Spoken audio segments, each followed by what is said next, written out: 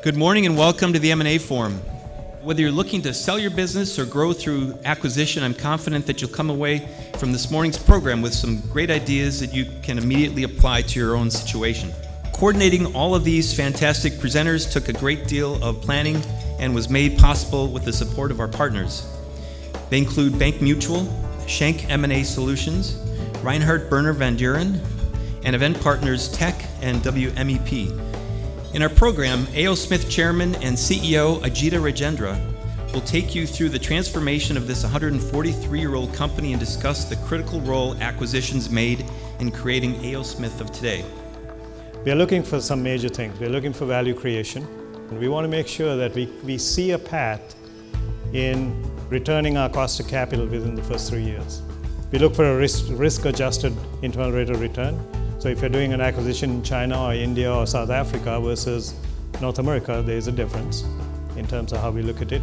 We look for margin accretion and growth rates, and also we want it to be accretive very quickly. Then the first panel will focus on the emotional aspects that business owners encounter when selling a company and changes they face post-sale. One thing is, if you are going to sell the business, make sure that you have a plan.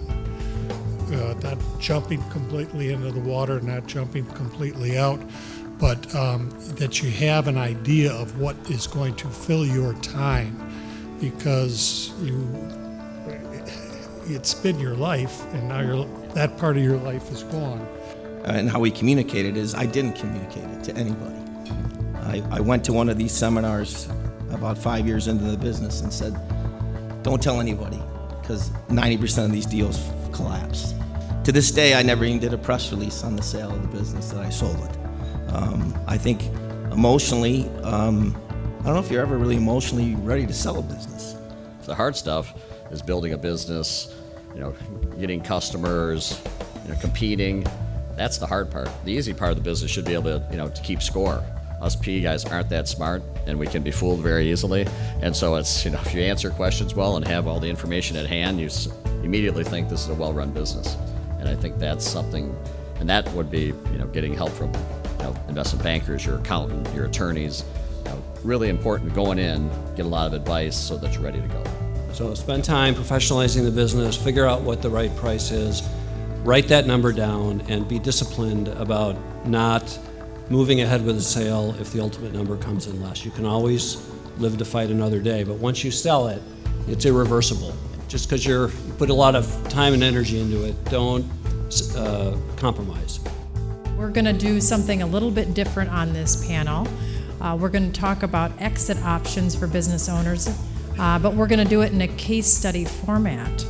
You need to sort out the personal pieces of it so that when, capital providers like our team get into the room, they have good advisors that can sort out, you got to be in the zip code on value, but they want to sort out, okay, who's going to be a good partner. The only way you can do that, in my mind, is get some great advisors that know this business, can introduce you to the right people. They stake their reputations on it every day. If they make a mistake, Ted's going to go tell his buddies, and they got a dark mark, and you can't do that and survive in this business in an advisory capacity. If you approach your management team and say, I really want you to buy my company, you can't unsay those words.